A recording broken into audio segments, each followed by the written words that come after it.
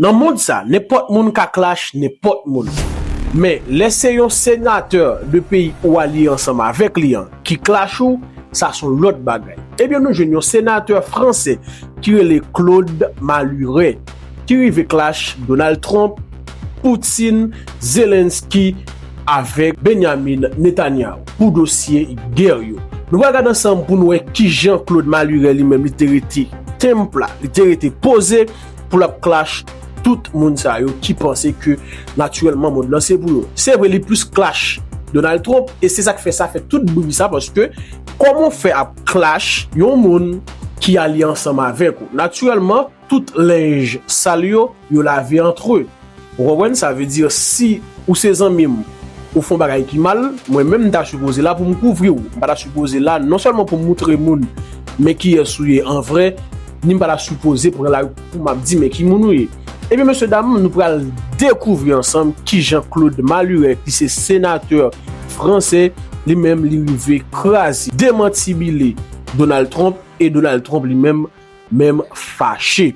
Nous allons regarder ensemble, monsieur, dame, pour nous voir qui Jean-Claude lui-même, il est arrivé passer ensemble avec sénateur français, ça, qui c'est Claude Malhuret. Monsieur le Président, Monsieur le Premier ministre, Mesdames et Messieurs les ministres, en février 2022, un fou dangereux, ivre de grandeur, a allumé en Ukraine une mèche qui a fait exploser un baril de poudre et bouleverser l'ordre mondial.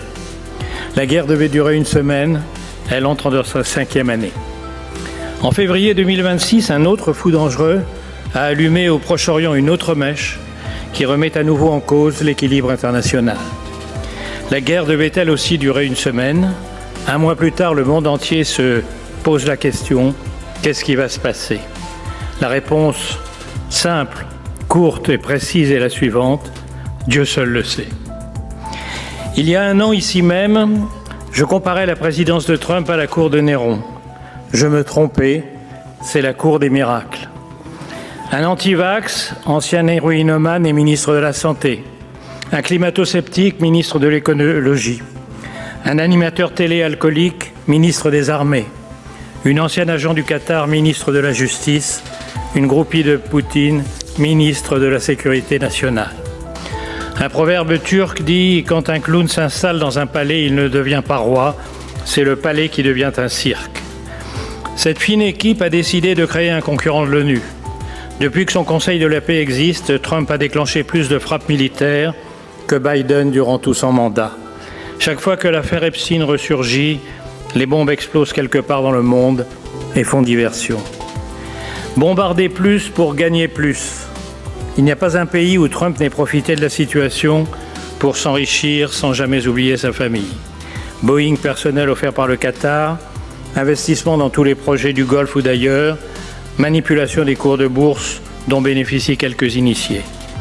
Un seul de ces conflits d'intérêts aurait provoqué ici une procédure immédiate de destitution. Mais nous ne sommes pas ici, nous sommes dans l'Amérique MAGA, la conduite des affaires publiques au service des intérêts privés. Après les doigts de douane, le Groenland, le lâchage de l'Ukraine, l'humiliation des alliés, l'aller-retour inefficace au Venezuela et tant d'autres, une nouvelle aventure insensée commence. Qu'on me comprenne bien, je suis le dernier à me plaindre de la décapitation du régime des mollahs et le premier à réclamer la liberté pour le peuple iranien. Mais quelle est la stratégie pour y parvenir ? Et les dégâts collatéraux, y compris pour les Iraniens, ont-ils été mesurés ? La réponse est « il n'y a pas de stratégie » et les dégâts collatéraux sont passés par pertes et profits. Tout comme lorsqu'en janvier, Trump a appelé les Iraniens à descendre dans la rue pour les laisser ensuite être massacrés par les Bassidji. Après le prétexte de la bombe atomique iranienne imminente, contredite par la directrice du renseignement américain elle-même, puis l'argument du changement de régime, c'est Marco Rubio qui finalement crache le morceau. Nous y sommes allés parce que nous avons suivi Netanyahou. Autrement dit, nous n'avons aucun objectif propre. Si vous avez besoin de plus de détails sur le dossier Gessa, abonnez, quittez un like et puis partagez la vidéo.